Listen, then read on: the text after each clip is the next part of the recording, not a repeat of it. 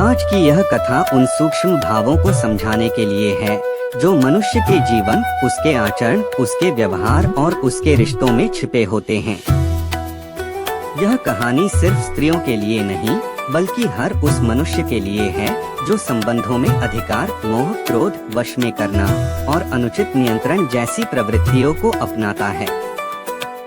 धर्म कहता है, जिस घर में संबंध बंधन बन जाए, वहाँ सुख नहीं टिकता। यही भाव लिए यह कथा आरंभ होती है। कथा आरंभ वसुंधरा और देवदत्त की कथा। प्राचीन भारत में वन प्रदेश के समीप एक ग्राम था, कालिंदीपुर। यह स्थान अपनी सरलता, शांति और गोविहार के लिए प्रसिद्ध था। इस गांव में एक युवती रहती थी, वसुंधरा। उसका सौंदर्य मन को मोह लेने वाला था, पर उससे भी अधिक आकर्षक थी उसकी बुद्धि, उसकी चतुराई और लोगों को अपने वश में कर लेने की अद्भुत क्षमता। लोग कहा करते थे, वसुंधरा को जो पसंद आ गया वह पलक झपकते उसकी बात मानने लगता है। जब वसुंधरा विवाह योग्य हुई, माता पिता ने उसका विवाह समीप के गांव के एक सज्जन, सरल, सत्यवादी युवक देवदत्त से कर दिया। देवदत्त मन से भला, कर्म से श्रेष्ठ और धर्म को मानने वाला था। शुरुआती दिनों में कुछ ठीक चलता रहा। देवदत्त अपनी पत्नी पर जान छिड़कता था। वसुंधरा भी उससे प्रेम करती थी, परंतु धीरे धीरे उसका स्वभाव सामने आने लगा। वह चाहती थी कि देवदत्त वही करे जो वह कहे, वही बोले जो वह चाहे, जहाँ जाए उसकी अनुमति से जाए, किससे मिले किससे न मिले, सब कुछ उसके नियंत्रण में रहे। धीरे धीरे यह मोह और नियंत्रण उसके स्वभाव का हिस्सा बन गया। वह सोचती, पति मेरा है, पूर्णतः मेरा, उसका जीवन, उसकी स्वतंत्रता, सब कुछ मेरा अधिकार है। देवदत्त इसे प्रेम समझकर सहता रहा, पर धीरे धीरे उसके भीतर घुटन बढ़ने लगी। कथा का मोड़, साधु की वाणी। एक दिन देवदत्त गांव से बाहर निकला तो मार्ग में एक योगी संत मिले। उनकी वाणी ने देवदत्त के हृदय में दबे सत्य को झकझोर दिया। संत बोले, वत्स, संबंध बंधन से नहीं, विश्वास से चलते हैं। जहाँ अधिकार है वहाँ प्रेम नहीं, और जहाँ प्रेम नहीं वहाँ अगला जन्म दुखों से भरा होता है। देवदत्त ने उनके चरण स्पर्श किए, आशीर्वाद लिया और घर लौट आया। वसुंधरा ने उसकी देर से आने पर क्रोधित स्वर में कहा, कहाँ थे, किससे मिले, अब से बिना बताए कहीं मत जाना। देवदत्त शांत रहा, क्योंकि उसके भीतर संत के शब्द गूंज रहे थे, पर वसुंधरा का नियंत्रण प्रतिदिन बढ़ता गया। वह मंत्र, टोटके, उपाय और तरह तरह के धार्मिक कर्मकांड करने लगी ताकि उसका पति सदासदा के लिए उसके वश में रहे। कहते हैं, जो साधना किसी को वश में करने के लिए की जाए, वह पहले साधक को ही बांध देती है। परिणाम, वसुंधरा का पतन। समय बीतता गया। वसुंधरा ने देवदत्त पर इतना अधिकार कर लिया कि वह अपने माता पिता से मिलना भी बंद कर बैठा। गांव वाले दूर हो गए, उसका सामाजिक जीवन समाप्त हो गया।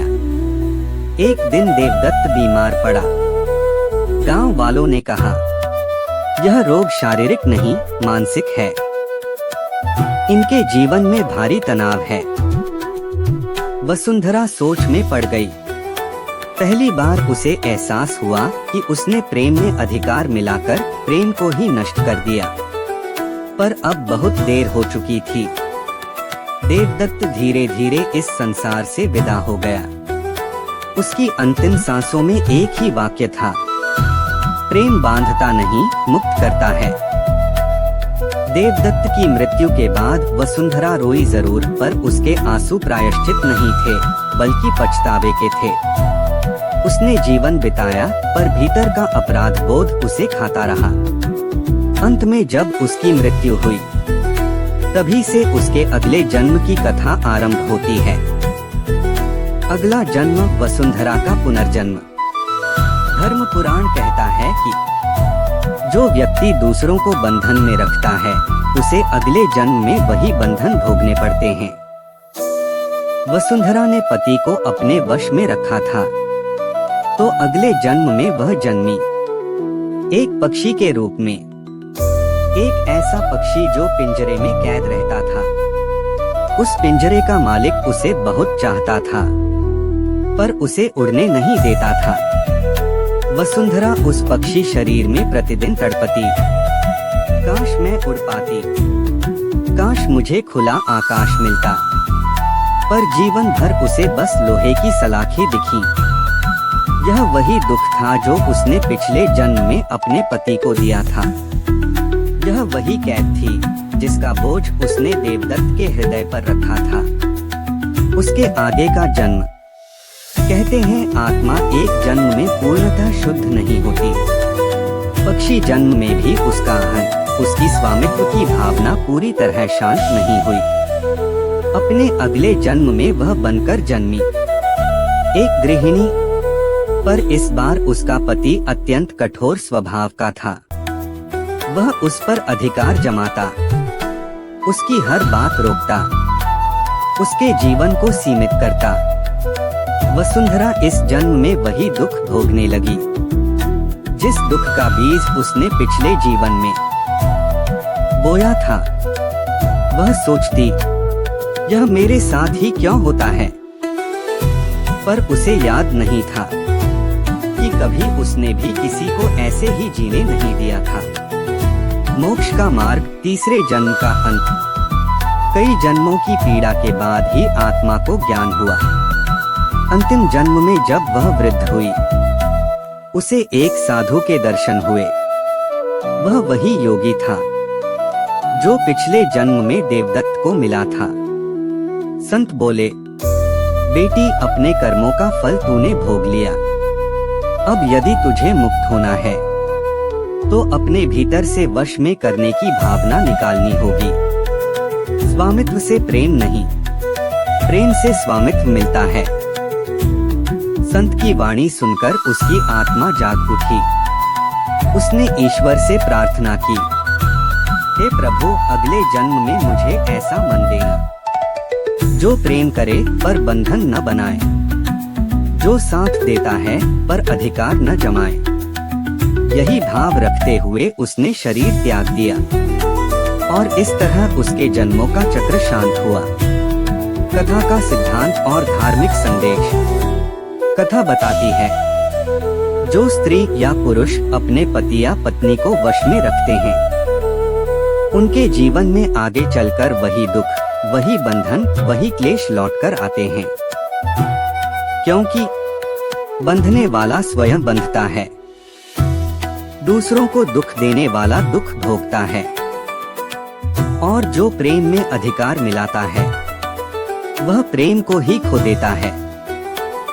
प्रिय दर्शकों, यह कथा केवल स्त्रियों के लिए नहीं बल्कि उन सभी के लिए है जो रिश्तों में अत्यधिक नियंत्रण, ईर्ष्या, अविश्वास और अधिकार जताते हैं।